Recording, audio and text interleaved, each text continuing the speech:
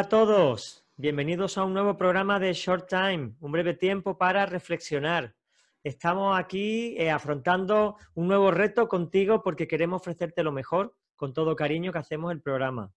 Ya sabes que emitimos desde el 100.2 de FM Radio Amanecer, la sintonía que te acerca al Señor, que te ayuda a conocer un poquito más la Escritura desde distintas áreas. Tenemos el apartado de Conociendo a los Pastores.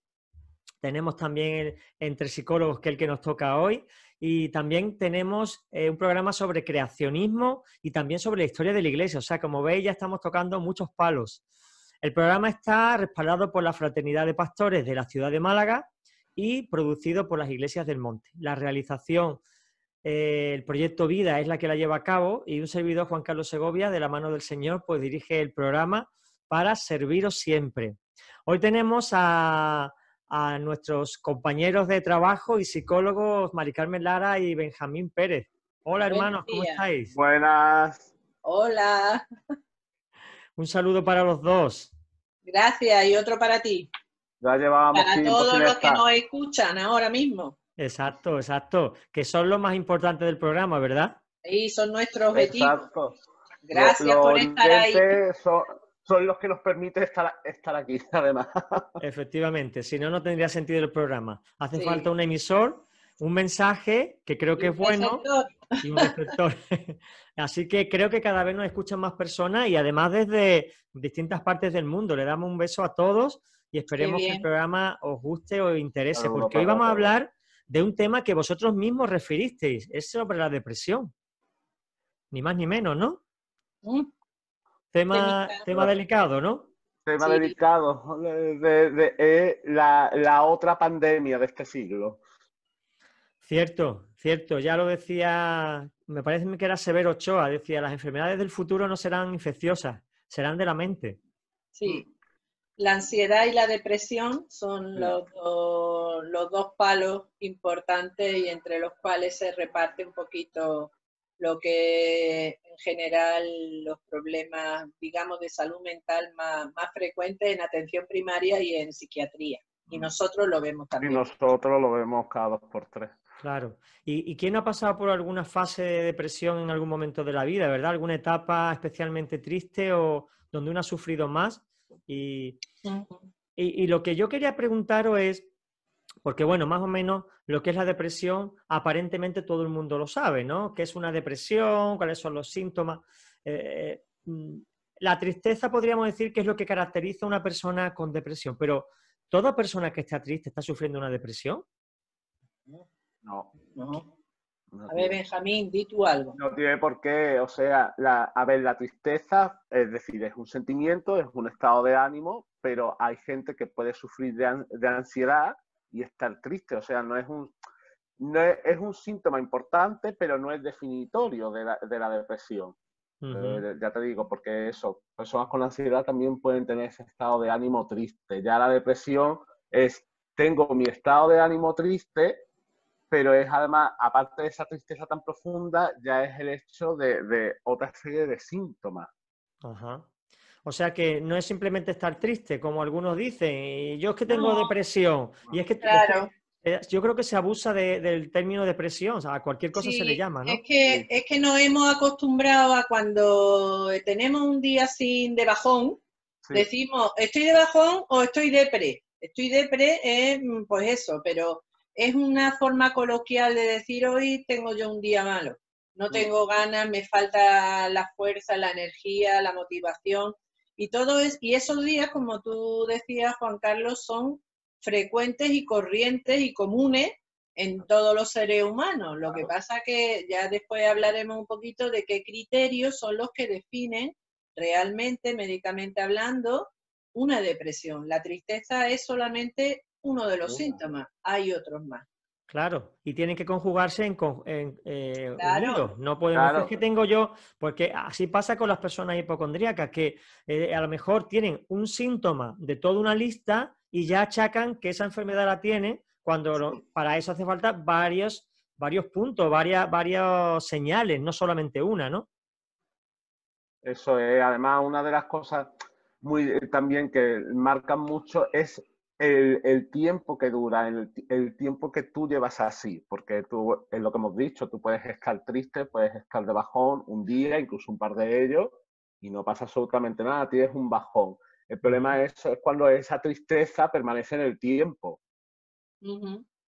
O sea, que el que se prolongue es lo que realmente puede identificar a una depresión de un estado de tristeza o de bajón emocional. Claro, es que Claro. hay que diferenciar lo que es un estado que eso puede durar pues de minutos o hora a 3 o 4 días, a que ya estemos hablando de lo que se conoce como un trastorno depresivo. Ahí tendría que haber pasado mínimamente 2 semanas.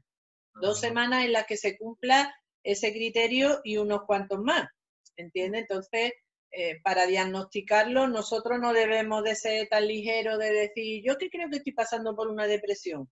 Bueno, esperamos que hoy, después del programa, quede mucho más claro lo que es una depresión. Exactamente, sí, señor. Y de eso vamos a hablar hoy. Vamos a hablar cuáles son los síntomas que pueden indicar que realmente tienes una depresión, qué es lo que tienes que hacer para poder salir de ese pozo. Digamos, de esa forma vamos a cubrir este programa, y si tú nos estás escuchando y tienes interés, bien porque tienes algún familiar que lo está sufriendo, o bien porque tú mismo lo estás sufriendo, o simplemente porque tienes curiosidad por saberlo, porque ninguno está libre de estos trastornos donde la presión social, el estrés que tenemos, tiende más a llevar a las personas a este punto crítico de bajón emocional, que, como bien habéis dicho, si se prolonga más de 2 semanas ya hay que empezar a pensar que es una depresión, ¿no? Y ya no irán surgiendo preguntas en el camino, porque yo tengo algunas dudas con eso y voy a aprovechar que están los psicólogos y los voy a fundir a preguntas, ¡Hala, a estrújalo bien! estrujarlos. Muy bien. Vamos a ver los síntomas, ¿vale? Vamos a empezar por unos cuantos síntomas generales de lo que puede ser una persona. Hemos dicho con una tristeza superior a 2 semanas, pero ¿qué más síntomas puede tener una persona que esté en un estado, que tenga un trastorno depresivo? Pues tenemos la pérdida de interés, que en psicología se le llama anedonia. Hay una pérdida de interés generalizada hacia todo. Ninguna actividad nos va a producir placer. Incluso podemos iniciar actividades que en un principio nos van a resultar placenteras, pero a los pocos días ya le vamos a perder el interés totalmente a esa actividad. También tenemos o el dormir poco o el dormir mucho. Aquí se pueden dar las dos cosas, o que tengas insomnio o que tú quieras dormir y no quieras levantarte de la cama. Igual O que sea, también... el insomnio también es síntoma de depresión. Yo pensaba que era más bien de ansiedad.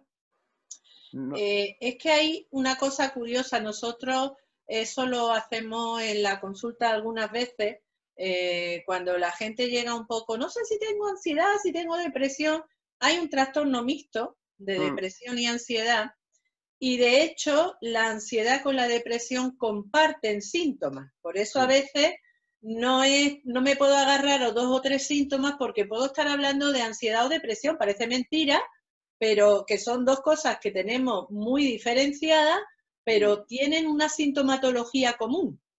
Ajá. Entonces, el insomnio es uno de ellos. Es uno de esos síntomas, lo mismo que la falta de energía. Lo mismo Claro. la tenemos en un tema de ansiedad como en un tema depresivo. Entonces, por eso decimos que hay que darse cuenta de que haya una serie de síntomas y que se den todos a la vez durante 2 semanas, para que podamos realmente decir, yo estoy pasando por un estado de depresión. Claro, de hecho, a ver, ansiedad y depresión van muy de la mano, en el sentido de que uno puede ser, por ejemplo, la ansiedad, la depresión, mejor dicho, puede ser una consecuencia de la ansiedad. Hay que tener en cuenta que cuando nosotros estamos muy ansiosos, es como si nuestro cuerpo fuera al 100%, está siempre arriba y está pum, pum, pum, pum, pum, pum, pum, a toda potencia. ¿Qué ocurre? Que después de todo eso viene un bajón. Y viene un bajón que puede ser pues, muy profundo, que es lo que nos causa ya ese bajón prolongado, es lo que nos puede causar un estado depresivo. Claro. Interesante. O sea que el estrés que llevamos acumulado, las tensiones, claro, nos llevan a la ansiedad, pero en el fondo también, después de ese pico de subida, viene el derrumbe. Con lo cual, al final, se une la ansiedad que ha producido ese estrés que no ha llevado a ese pico de tensión emocional y ahora viene una depresión. Claro, por eso hablamos de esos trastornos mixtos que se dan la doble sintomatología, pero que generalmente, como dice Benjamín, hemos empezado por un estrés prolongado, el estrés prolongado nos ha llevado a un periodo de ansiedad elevada y después de ese periodo de ansiedad elevada el cuerpo ha dicho, se ha acabado, tú no te paras, te paro yo, y entonces hacemos ¡yum! Bajamos en picado y entonces nos pasamos unos días pues con esa sintomatología que puede ser más de tipo depresivo, pero que sigue sin ser una depresión.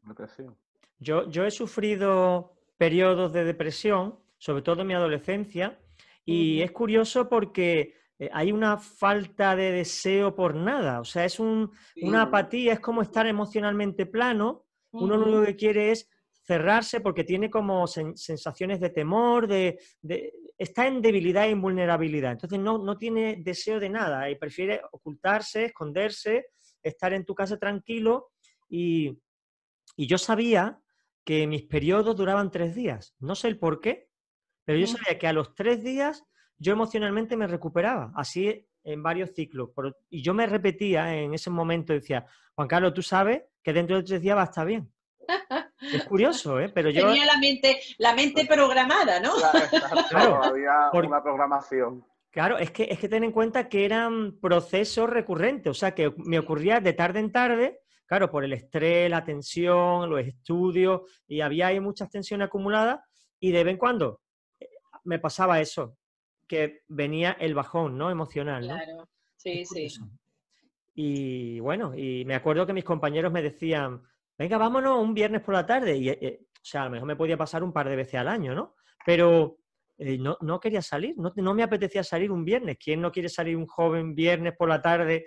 Vamos, hay que estar muy mal. Pues yo había momentos que prefería quedarme en mi casa. También un cambio de peso también puede ser un síntoma de la depresión.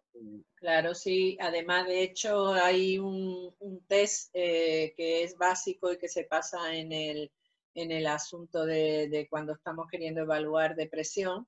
Y una de las preguntas es, ¿ha modificado su peso últimamente? Si ha perdido o ha ganado peso. Normalmente se pierde. Normalmente se pierde porque uno no quiere comer, no duermes bien, estás en esa fase de ánimo aplanado, como tú decías, y entonces dejamos de incluso de las funciones básicas de cumplirlas, ¿no? Como en la alimentación y el descanso. Entonces, eso normalmente nos lleva a bajar de peso. Lo que pasa que hay gente que, bueno, que por alguna circunstancia también en esos momentos recurren un poco como en la ansiedad a comer un poquito más y entonces ese estado de ánimo hace que el peso pueda también subir. En general, baja. Sí, al final es un desajuste de tu peso normal y hay unos síntomas, ¿no? Muy bien, y pérdida de energía, ¿no? Es como si uno estuviera cansado siempre, ¿no? No ha hecho nada que te pueda agotar, sin embargo, es como el sistema nervioso está de bajón y la tensión baja, ¿no? Es otro síntoma, ¿verdad? Sí, no, claro, es que, a ver, esto también hay que tener en cuenta que también muchas veces son síntomas que se van alimentando uno a los otros. Aquí hay que ponerse, si nosotros, por ejemplo, no estamos descansando bien o descansamos de más y no nos alimentamos bien, eso va a hacer que nosotros también vayamos perdiendo energía. Claro, tengamos cada vez menos energía para hacer las cosas. Y de hecho ahí también hace que se alimente ese pensamiento de inutilidad, de decir, no valgo para nada porque voy teniendo menos energía y ya he alimentado el pensamiento de es que no puedo hacer nada, es que soy un inútil. Y así, desgraciadamente, es como con la depresión, si sigue avanzando, es como hay mucha gente que acaba empotrada en una cama. La depresión es uno de los trastornos más incapacitantes que hay. Y el sentimiento de culpa, claro, tú no tienes fuerzas para hacer nada y te sientes culpable por no poder hacer y atender las necesidades habituales. Claro, ya no sirvo ni para ir a la compra, no sirvo ni para, no sé, ayer escuchaba yo a una persona decirme que el estado de ánimo que tenía era tal, dice, no puedo ni siquiera atender a mis hijos.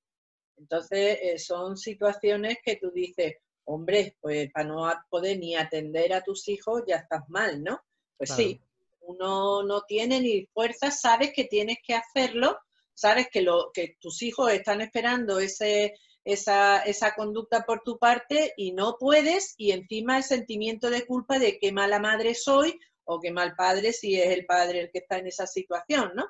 Entonces, bueno, se pasa muy mal. Es un trastorno donde la persona sufre mucho, sufre muchísimo.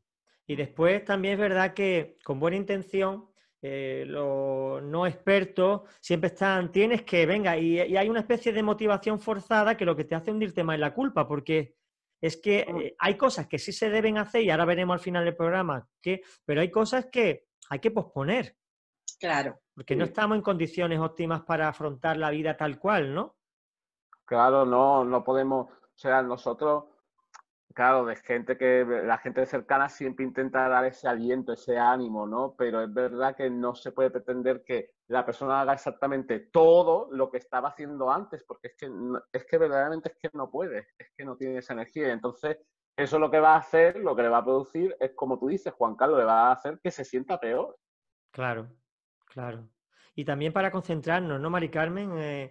Es un Claro, ten en hándicap. cuenta que la mente está completamente embotada, el afecto este aplanado, el ánimo aplanado que tenemos, la falta de energía, la culpa, todos estos síntomas que hemos dicho, lo que nos llevan es a esa dificultad para tomar decisiones que hago. No soy capaz ni siquiera de, ¿qué te digo yo?, de planificar un día, actividades. Nosotros hemos tenido personas así, de decir, es que me levanto y me quiero acostar otra vez, porque no quiero hacer así, taparme y decir que pase el día, porque no sé, tengo muchas cosas que hacer, pero no sé por dónde empezar. Entonces, esos sentimientos son muy típicos y claro, ya cuando ya uno tiene ese estado en general, que estamos diciendo toda esa serie de síntomas, lo más típico es que haya esos pensamientos o esa ideación suicida, que ahí es cuando ya nosotros sí ahí tenemos que ver que ya la situación Claro. está alcanzando un nivel de malestar importante y normalmente lo que hacemos es, si valoramos la situación, avisar a la familia. Claro, Sí, son dime. muchas veces esos pensamientos, además muchas veces incluso son esos pensamientos de muerte que a lo mejor no haces la ideación, no haces el plan, pero sí sientes un malestar tan grande, y eso sí lo hemos escuchado, de gente que a lo mejor pues, puede llegar a decir, pues mira, me acuesto y si al día siguiente no me levanto no pasaría nada.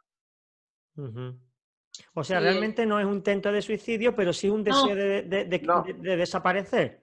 claro, exacto. claro. Ahí es donde hablamos de ideación, yo si pudiera quitarme del medio ahora mismo, si tuviera valor, esas cosas bueno, yo en una ocasión lo dije, o sea que no me da vergüenza confesar que en un momento difícil de mi vida yo dije, si pudiera desaparecer, si tuviera valor. Lo que pasa que a veces te para, sobre todo, en mi caso, para un poco lo que uno es, ¿no? El ser creyente y el decir, no, Señor, tú eres el único que tiene poder sobre mi vida, yo no voy a tomar esa Claro, decisión. claro. Pero si pudiera, lo haría. Si pudiera, si estuviera en mi mano, yo me quito del medio, pero ya, y que el resto del mundo continúe, ¿no? Son situaciones muy extremas, muy límites, donde la persona pues a veces no es que no vea salida, yo en mi caso no es que no viera salida, sino que yo ya tenía tal nivel de agotamiento que lo que quería era terminar con la situación, decir, ya está, ya no puedo Claro, más, ese no claro, puedo más, pero elevado a la enésima potencia, ¿no? claro. Entonces son situaciones que no son, no es para decirle a la persona, hombre, para tanto no es, sí, No. sí es para tanto, y hay que ser muy comprensivo y muy cuidadoso con este tema porque podemos hacerle mucho daño a la gente Sí, por no sí. entender ese tipo de situaciones. Claro. Me surge una duda que he tenido muchas veces y he escuchado hablar de la depresión profunda.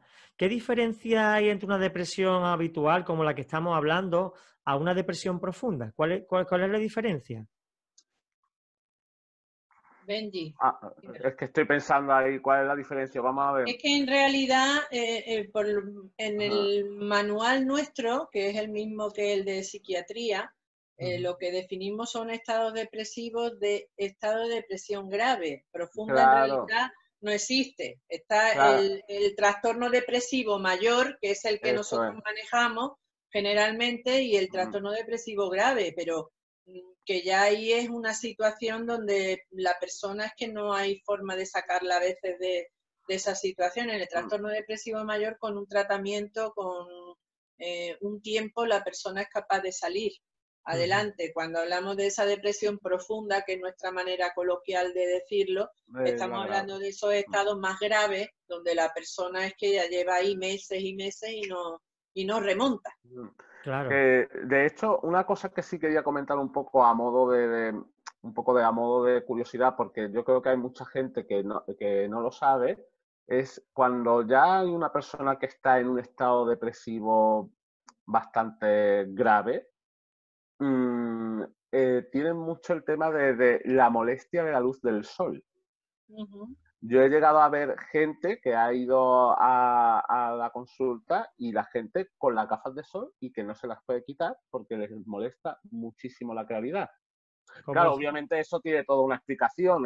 Si tú dentro de tu depresión te encierras en ti mismo, estás en tu casa, no sales, todo a oscuras, porque eso es otra cosa que hace mucho la gente que está en una depresión, quita toda la luz de en medio y se ponen a oscuras. Entonces, claro, en el momento en el que tienes que salir a algún sitio, ya tu visión no está acostumbrada a la claridad. Claro, claro. Entonces, es Sí, una sí. cosa que es muy determinante cuando ves a gente que ya te llega a consulta, te llega y se lo ves en la cara porque le ves la expresión triste y ya te dicen directamente, mira, ¿te importa que me quede con las gafas de sol porque me molesta mucho la claridad? Tú ya dices ahí, Chungo, ¿no? mm, Bueno, ¿y por qué no analizamos un poquito cómo es la mente de una persona que está en esa fase depresiva? ¿Vale? ¿Qué es lo que piensa? ¿Qué es lo que piensa de sí mismo? Porque eh, creo que puede ayudar a mucha gente a detectar que yo creo que tengo un problema de depresión. Yo creo Sí, que... Y son cosas que se pueden corregir, que no son cosas que claro. dice esto es mm, imposible de salir, sino que son cosas que se pueden corregir. Por ejemplo, es bueno intentar recordar cuáles son las cosas que han ocurrido que han producido esa tristeza, ¿no?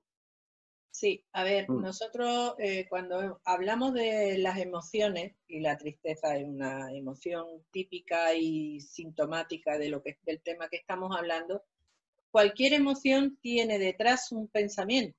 Las emociones no surgen así porque sí.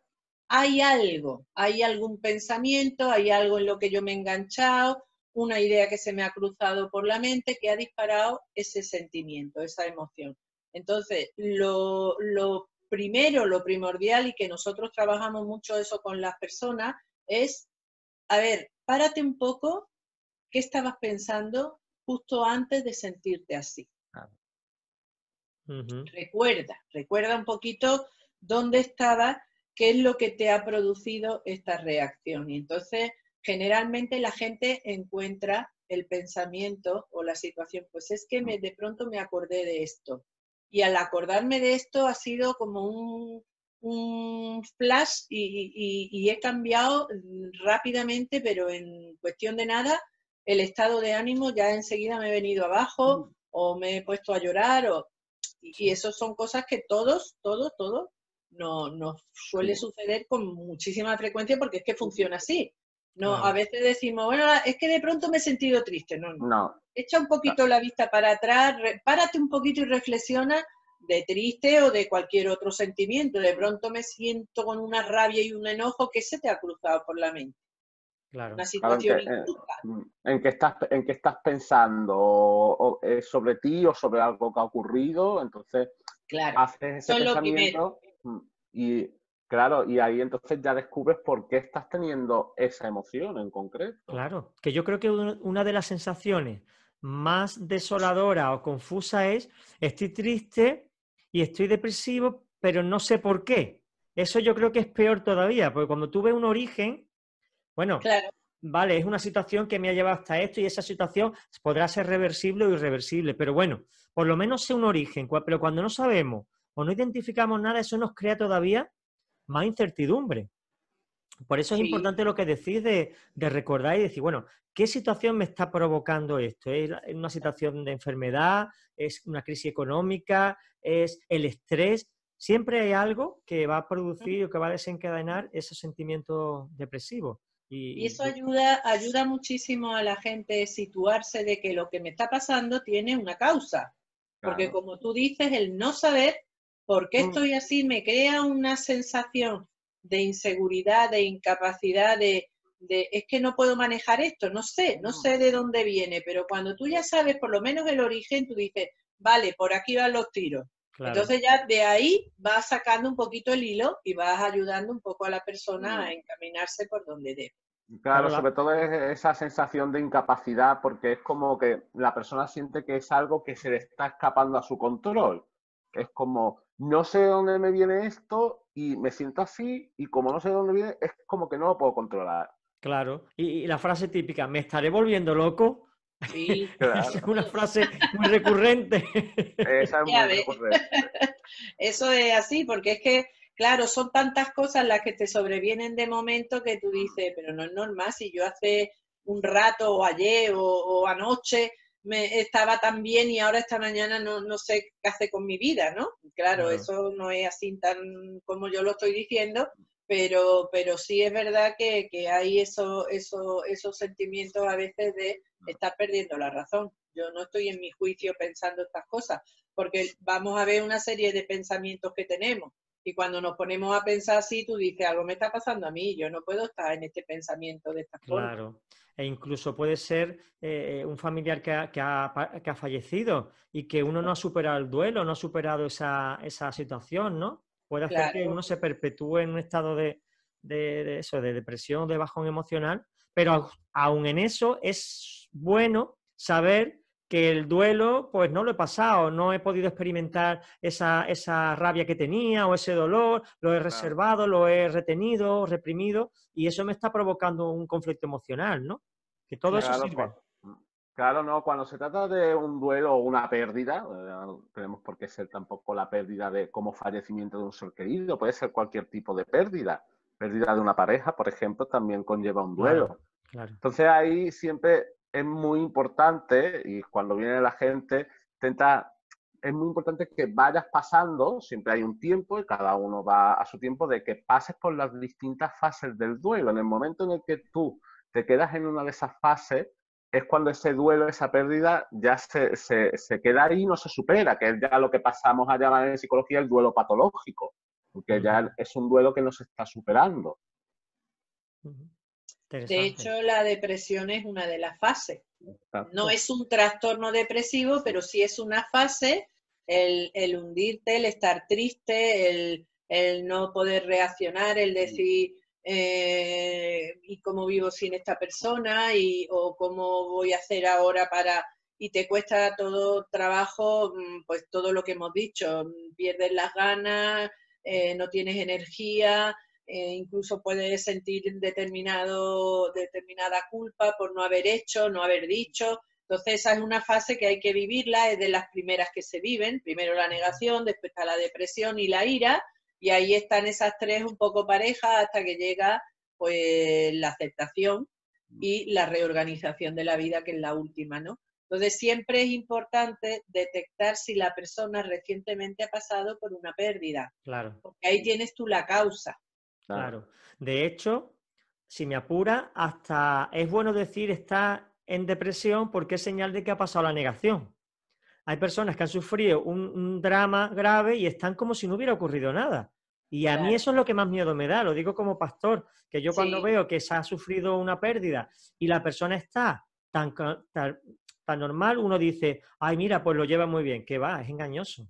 Luego pasa No, un mes, pasa dos y viene una depresión gorda porque se ha tardado mucho en aceptar la realidad. Claro, de hecho, de todas maneras, el tema del duelo es un tema que a lo mejor en algún momento podemos hablar, porque es un tema interesante y es bueno que podamos saber esas fases, porque a veces se están produciendo de manera simultánea. Yo estoy en la negación, en la depresión y en la rabia. Esas tres fases pueden estar dándose a la vez o dándose una antes que la otra. Es decir, caer en depresión en esa fase no quiere decir que yo he estado antes en negación, no. Igual estoy hundido ahora mismo porque la tristeza me está pudiendo por la pérdida, pero todavía no he ido a la negación. Ya llegaré y diré, esto no me puede estar pasando a mí, que es lo que seguidamente se da. Hay personas que empiezan por esa.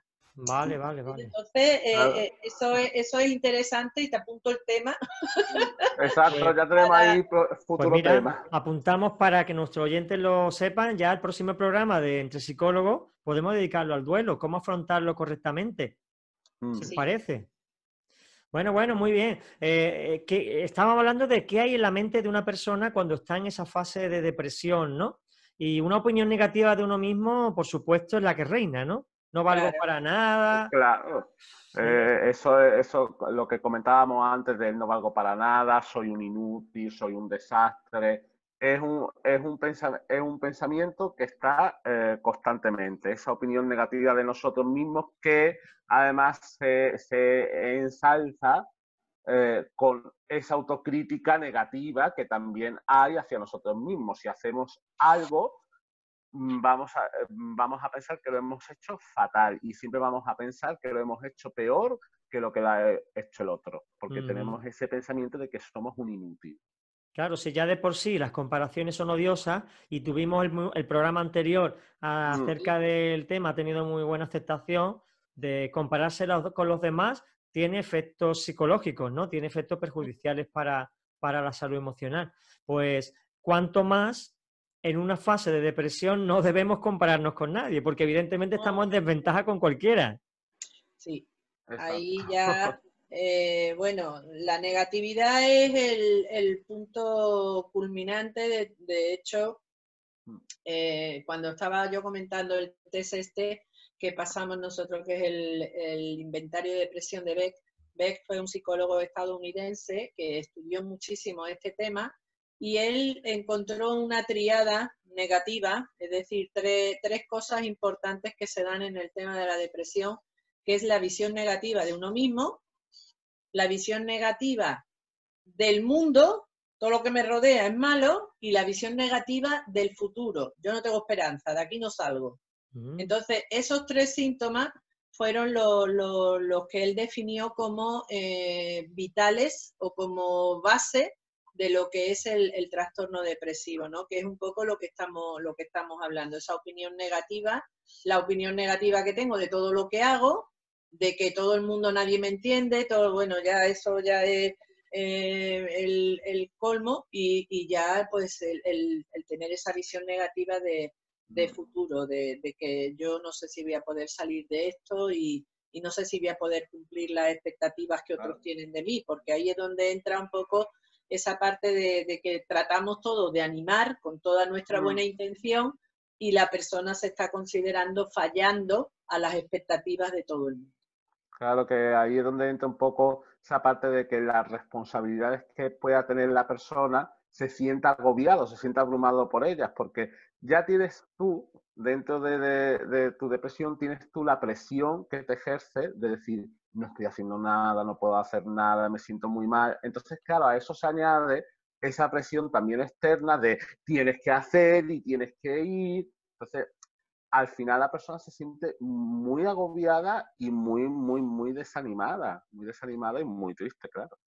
Pues fíjate, estaba pensando mientras os escuchaba que como cristianos tenemos un hándicap añadido y es, si tú como cristiano, que se supone que confías en el Señor, que ha depositado tu vida en Él y que tienes que tener fe, cuando uno coge depresión, viene un sentimiento de culpa añadido, además de lo que no valgo, no sirvo, qué va a ser de mí, es no estoy confiando en el Señor, soy un mal cristiano, no tengo fe, y al final alimenta la culpa.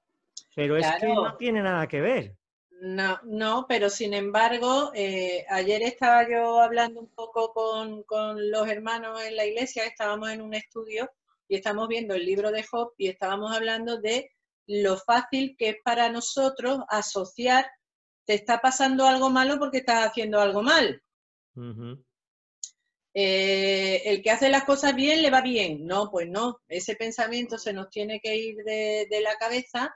Y cuando vemos a una persona con un estado de ánimo así, lo último que le podemos decir es, ¿qué estarás haciendo? O mira, ve, porque igual este estado en el que estás es porque está, bueno, nosotros ya vamos directamente a matar y decimos, tú puede ser que estés en pecado, que estés en desorden, y entonces ya la persona la estamos tratando ya de hundir, como hundieron los amigos de Job a este hombre con toda su buena intención, pero es que ellos venga, toma y dale de que tú estás haciendo las cosas mal y estás recibiendo lo que has cosechado, lo que has sembrado, ¿no? Entonces no es así, hay que tener muchísimo cuidado porque la gente del mundo, como nosotros decimos, no tiene ese hándicap, pero nosotros tenemos ese plus de peligrosidad, diría yo, porque encima yo me siento mal porque nadie me entiende y además le estoy fallando a Dios, le estoy fallando a los hermanos, le estoy fallando a todo el mundo.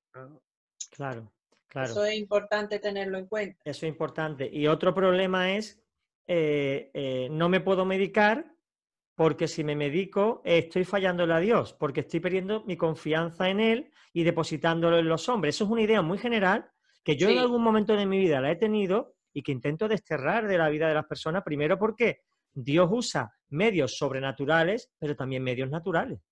Los médicos, los medicamentos, todo eso son lo que Dios ha ofrecido. Si el hombre no hubiera tenido la capacidad mental de poder investigar y descubrir estos fármacos, evidentemente sin exceso, no podríamos haber llegado a este grado de ayuda que se le puede brindar a una persona en este estado. Claro. No, el tema, por eso digo que son situaciones que a veces dentro del mundo cristiano cuesta mucho trabajo entender que haya gente en depresión y que haya gente sufriendo ansiedad, porque rápidamente salimos con el versículo de por nada estéis afanosos y sea, bueno, sí, todo eso está muy bien, pero bueno, ¿y qué hago? Yo que soy un ser humano, ¿sabes? Tengo mis límites y hay momentos en los que estoy que me subo por las paredes. Claro. Entonces, ¿qué hago en ese momento? Eso es que, ¿por qué no estoy confiando en el Señor? Nada más lejos. Lo que pasa es que estoy un poquito sobrepasado en ese momento y tenemos que aprender a entender esos estados dentro de nosotros como podemos entender cualquier otra cosa. Pero es muy difícil porque estos temas que son de salud mental no cuadran mucho con nuestras ideas evangélicas de que la confianza en el Señor pues ya se nos ha ido por el desagüe cuando yo estoy así. Claro.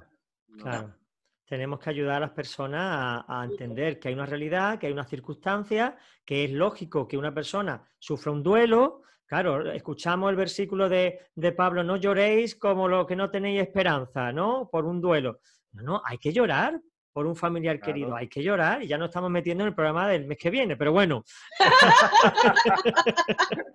Estamos cogiendo carrerilla.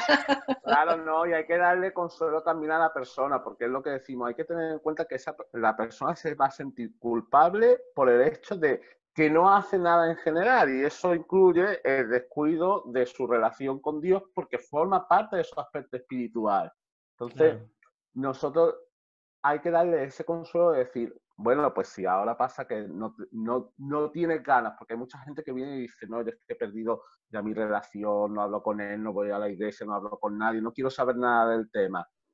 Tienes que intentar mantener tu fe, pero también darle el consuelo a la persona de que no por eso vas a sufrir un castigo peor, ni Dios te va a juzgar, ni te va a decir, estás haciendo fatalísimo. Claro, al contrario, cuanto peor estamos, más consuelo de Dios hay, más, es como el niño enfermo, ¿no? Ha podido ser por un accidente, ha podido ser porque, oye, se ha equivocado y se ha tirado por donde no debiera, pero un padre lo cuida más que nunca, lo mima, le ayuda a salir del pozo, después le enseñará algunas verdades, pero Dios no nos cruje, estamos deprimidos y dice, te lo mereces. No, ese no es Dios, ese no es el corazón de Dios. No, ese es el corazón nuestro, del que el Señor nos está tratando de librar. El pero corazón ahí del- seguimos encabezonados algunas veces con nuestras ideas y bueno, es hay el que corazón del fariseo.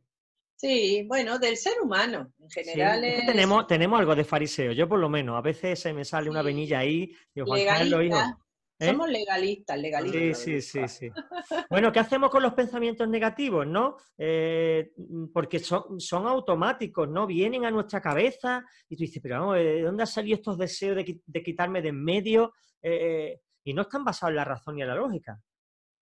No, están basados en el sentimiento, eso se llama razonamiento emocional. Como me siento triste, pues entonces estoy viendo todo lo triste que tengo alrededor mío. Mm. Eso lo hablamos nosotros mucho también. Cuando estamos en un estado emocional, todos los recuerdos que tienen que ver con ese estado emocional se vienen asociados y los tienes de Aparecen. golpe ahí. Mm. Te acuerdas de todo, hasta del primer mascota que perdiste y de la hormiga que pisaste en el campo cuando tenías 3 años y te hinchaste de llorar. Claro. Entonces, te acuerdas de todo lo negativo. Entonces, como eso es algo automático, hay que darse cuenta, reaccionar y decir, bueno, a ver, lo que hemos dicho antes, analizar un poquito el pensamiento. ¿Qué hay detrás? ¿Qué tengo yo aquí? ¿Qué hago con lo que estoy pensando? Claro, buscarle la lógica a esa emoción que está viniendo. ¿Por qué está viniendo esta emoción? ¿Qué pensamiento hay detrás? ¿Qué me la ha elicitado? Digamos, en ese aspecto, intentar razonar las emociones, no decir, las emociones son las que puede conmigo, no. Eso, ¿qué pensamiento hay? Claro, intentar pensar y no dejarse llevar Ser por los más sentimientos. racionales, porque Exacto. el pensamiento automático es irracional, no Mm. se basa en ninguna historia lógica. Yo me lo creo, para mí es real, porque es otra de las cosas que tenemos que tener en cuenta. Cuando yo tengo una persona delante que está pensando así, no se me ocurre a mí decirle, pero qué tontería estás pensando, no. Para él es real. Claro. Y yo tengo que respetar eso. Después ya veo cómo la saco o saco a esa persona de ese pensamiento irracional. Pero para ella es creíble. O sea que Claro. tengo que respetarlo y tratarlo con cuidado, porque no puedo decirlo, no, pero si tú sabes que eso es una barbaridad, que eso no existe, eso no pasa. No, no, no. Eso es lo que yo sé, lógicamente, Claro. porque yo estoy pensando con esa lógica y sé que eso no va por ahí. Pero para esa persona en ese momento es verdad. Es verdad y yo tengo que sacarla de esa verdad artificial. Claro, Claro. además es que eso es que es un pensamiento que se acepta de forma incondicional, no se critica. La persona lo ve como una verdad inmutable. Es Ujú. decir, yo creo esto, pienso esto y esto es así. Que es como dice Mari Carmen, no puedes llegar a decir a la persona en plan de, oye, es que eso que tú estás pensando son tonterías. O eso lo Sí. estás pensando por cómo te sientes ahora. No, no, no. O sea, claro, influye cómo la persona se está sintiendo en ese momento, cómo está en ese momento, pero da igual, la persona lo ve que es algo totalmente real. Ujú. Pues estamos terminando el programa. Nos queda un trocito nada más de tiempo, pero queremos enfocarlo en, bueno, cómo actuamos ante una depresión. ¿Qué hacemos? ¿Qué es lo que, unas cuantas pautas que nos ayuden a decir, tengo que reaccionar, tengo que cambiar mi actitud, porque evidentemente la persona no tiene ganas de hacer nada, ¿eh? Con eso contamos, pero que uno no tenga ganas de hacer nada no significa que no pueda hacer nada. Entonces, Sí. Claro. ¿qué se puede hacer? ¿Qué puede hacer una persona que está en una fase parecida a la que estamos hablando, Mari Carmen? Bueno, hemos hablado de esa sensación y de esa necesidad de aislarnos, de ponernos ahí en nuestra cueva personal. Bueno, pues ahí hay que hacer un esfuerzo y decir, no tengo ganas, pero tengo que estar con otros.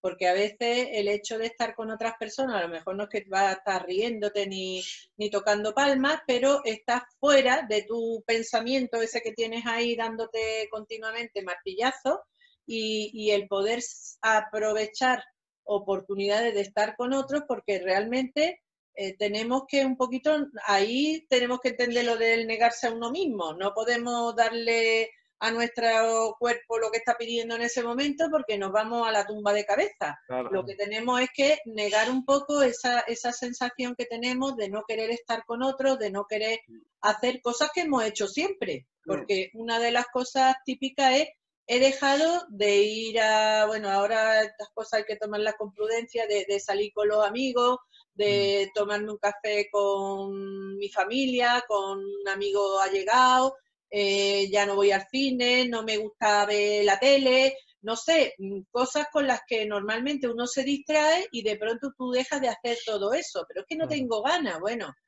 pero sin ganas hay que comer, sin ganas hay que dormir y sin ganas hay que hacer muchas cosas. Claro. Entonces, una de las cosas que nosotros le decimos muchas veces a la gente, bueno, ¿cuántas cosas has hecho tú sin ganas en la vida? Claro, es que... Siempre te has levantado con ganas de hacerle el desayuno a tu familia, de irte al trabajo, a que no, pero lo has hecho ¿por qué? Pues porque lo tenías que hacer. Claro. Entonces, bueno, ese tipo de cosas para que se dé cuenta de que está en una situación similar, no le está costando un poquito más de trabajo, pero que tiene que hacer ese esfuerzo. Claro, es esforzarse un poquito, tanto eso en el tema de salir para no aislarte, como en actividades tuyas cotidianas. A lo mejor, evidentemente, como se entiende que todas las responsabilidades no las puedes llevar a cabo, es lo que también se le dice a la gente. Tú, sin presiones, tú dices, pues mira, hoy voy a salir a comprar, que me hace falta esto y esto. Bueno, pues tú haz el esfuerzo de salir a comprar. Y hasta donde llegues, te puede ocurrir que a lo mejor llegues al supermercado, hagas la compra, pero a lo mejor ocurre que no llegas, pero ya has hecho la cosa de vestirte, arreglarte, y a lo mejor has salido, claro, has intentado, entonces hacer ese esfuerzo. Sí. Hasta donde llegue. También es verdad que el que acompaña a la persona deprimida tiene que tener un poco de sensibilidad. Por ejemplo, si yo intento a una persona que está en esa fase a que salga, que no se aísle, lo que no la voy a llevar es una fiesta. No, pero te la llevas a dar un paseíto. Efectivamente. Un paseíto al aire libre. Efectivamente. Que respire. No meterlo en una fiesta con mucha gente, que eso puede ser hasta contraproducente. Porque le estás metiendo en un sitio con mucha presión y eso puede hacer que se hunda más, ¿no? Entonces, que la persona que acompañe tiene que ser sensible, animar, estimular, pero también entender.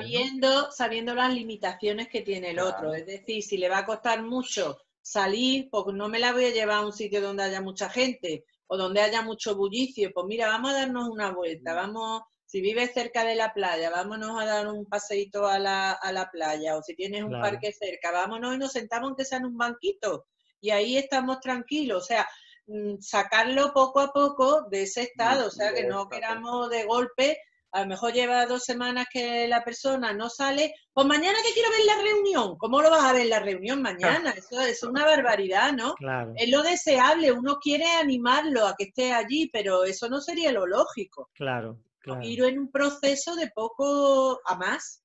Claro, no, hombre, hay que ponerse eso. Cuando uno está en el lugar de que estás viendo a la persona deprimida, claro, es verdad, tú con tu buena intención tratas de eso, de darle ese apoyo y ese ánimo a la persona y piensas, que es lo que le ocurre a mucha gente, piensas que lo mejor es que la persona salga y esté en un sitio donde haya mucha gente.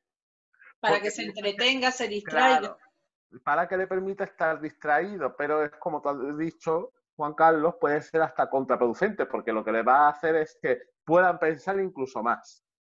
O que incluso se aísle. Hay gente que a lo mejor, hay mucha gente y como ellos no tienen ganas de relacionarse, es cuando tú te das cuenta, los miras y ellos están apartados o no dicen nada en la reunión, es decir, incluso se pueden hasta aislar aún más. Sí. Y también el ejercicio es muy bueno. El ejercicio estimula, ¿no? A que las endorfinas se generen, ¿no? Y eso produce un estímulo. La verdad es que es de las cosas que más cuesta, pero es de las que te tiene mayor rendimiento. Sí. Si llegas a hacerla, ¿verdad? Nosotros mandamos mucho a la gente a hacer deporte. Al recreo. A ver, es que el hacer ejercicio es válido tanto para el tema de la depresión como para la ansiedad. Una persona que está bullendo por dentro, mira, pégate 7 carreras, vete a hacer un deporte de contacto, algo que tú necesitas sacarte lo que tienes dentro. O sea, no te quedes en la casa pasivo. Es decir, una irreverencia, viéndote una reunión ahora por la... No. Escucha después al pastor, si lo puedes escuchar perfectamente, pero tienes que sacarte lo que tienes ahí. Entonces no podemos ignorar que tenemos un cuerpo, que el Señor nos lo ha dado como nos lo ha dado, con las emociones, con los estados que tenemos, que vivimos, y eso hay que considerarlo, eso no se puede reprimir. Estamos muy acostumbrados a haber reprimido mucho. Y ahora, claro, tú le dices a la gente, suelta, y te miran con la cara extraña, que tengo que soltar, que suelto. Pues hay que soltar, porque lo que no se suelta se queda dentro y forma un pico. Sí, hay que preguntar bien, pues váyase que uno suelte al marido o a la mujer. No, soltamos las cosas, ¿ves? La presión interna.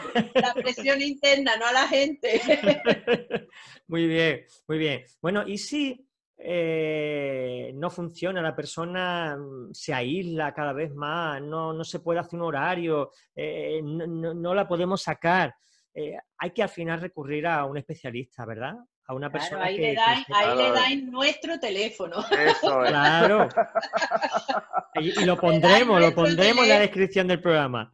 Que un psicólogo es importante. Antiguamente se pensaba, yo no voy a ir un loquero. Esa era la frase que más recurrente, la que más se... No, sigue, todavía sigue. ¿Todavía? Sigue. Todavía, ¿no? Sí. Yo no estoy loco, no voy al psicólogo, pero Claro. bueno. No, hay mucha gente que viene y dice, pues yo he venido aquí como el último recurso, porque ya siento que me estoy volviendo loco. Bueno, fíjate que hay cosas que si la gente pudiera venir en esos primeros momentos que tú estás más perdido, que te sientes, que empiezas a sentir que eso ya te está durando mucho, en vez de dejar que eso vaya a más, pues el hecho de cogerlo a tiempo, como todo cuando se coge un poquito a tiempo, pues se recupera la persona muchísimo más rápido, ¿no? Pero tenemos poquita mentalidad de psicólogos todavía. Todavía tenemos nosotros que luchar con ese estigma, y dentro de las iglesias ya, gracias a Dios, esto se va abriendo un poquito, pero por mucho tiempo ir a un psicólogo ya era como, no, que va. Tú ya cuando vayas al psicólogo ya es cuando estás rematadamente mal, ¿no? Exacto, es porque ya es que no tienes remedio. Entonces ya íbamos a hacer vigilia y ayuno porque el hermano ya está perdido del todo, vaya al psicólogo. Pero la realidad es que nosotros lo único que hacemos es escuchar desde la comprensión muchas veces lo que la gente trae, dirigirlos un poquito a ese pensamiento, a que te des cuenta de la situación que estás viviendo, y bueno, y ahí después aconsejamos con la palabra y con lo que haga falta, pero hay que ponerse en el terreno humano, no nos olvidemos de ser humanos. Amén. Y ya para terminar, una pregunta, os voy a poner en un aprieto. ¿Qué le diríais a una persona para evitar que llegue a estar en depresión? Evidentemente hay cosas que ocurren que son inevitables, pero de forma general, ¿qué consejo le diríais, 2 o 3 consejos para evitar caer en esa fase de caída de depresión y de angustia en la que muchas personas se encuentran ahora? O personas que están escuchando, que están bien y digo, ojalá nunca entre en esto. ¿Se puede evitar? ¿Se pueden tomar ciertos recursos y medidas para no llegar a este punto? Hombre, yo diría que... Di, Benjamín, di. No, yo digo, sí, bueno, digamos lo que son recursos para protegerte. A ver, mira, muchas veces lo que hay también en estos temas de depresión, aparte de esa causa que ha podido desatar tu depresión, es también un poco esa imagen que tenemos de nosotros mismos. Entonces, sería importante de intentar fortalecer nuestra autoestima. ¿Qué aspectos quizás estamos teniendo que vemos que hay que mejorar un poco y que pueden favorecer, pueden ayudar a protegernos de caer en trastornos depresivos? Ya te digo, de tener una manera más correcta de pensar siempre esos pensamientos, buscarle un poquito la lógica. Igual lo que hemos dicho antes, si vemos que está ahí empezando y nos estamos empezando a sentir mal, irte a un profesional. Incluso ante ya una ansiedad, que es como hemos comentado antes, que una ansiedad puede ser una entrada también a la depresión. Si ves que te sientes así, no lo dudes, búscate un profesional, porque muchas veces intentamos hacerlo nosotros mismos, resolverlo nosotros mismos. Claro, no tenemos los recursos, o el otro pensamiento también muy famoso de, ya se pasará, esto se solventará solo. Error. No se va a solventar. Claro, no se va a solventar solo, va a seguir ahí, va a ir a más. Claro. Entonces, sí, animar mucho. Yo diría que aparte de eso, del revisar qué estrategias usamos cuando tenemos conflictos, cómo los resolvemos, si vemos que nos hundimos con facilidad, si vemos que somos muy sensibles a las cosas que nos dicen otros, pues todas esas cosas nos deberían de llevar directamente ya al profesional para decirle, mira, yo de normal aguanto muy poco, o me duele mucho todo, o me siento muy inútil, todos esos sentimientos, revisarlos de entrada, porque a lo mejor todavía no ha llegado ningún momento Claro. para y podemos hacerlo. Y yo diría que importantísimo la red de apoyo social. No puede faltar que tú tengas una persona con la que poder hablar, con la que poder decirle lo que haga falta, que tenga un pedazo de oreja, que no te juzgue. Eso es muy importante, tener personas que escuchen sin juzgar.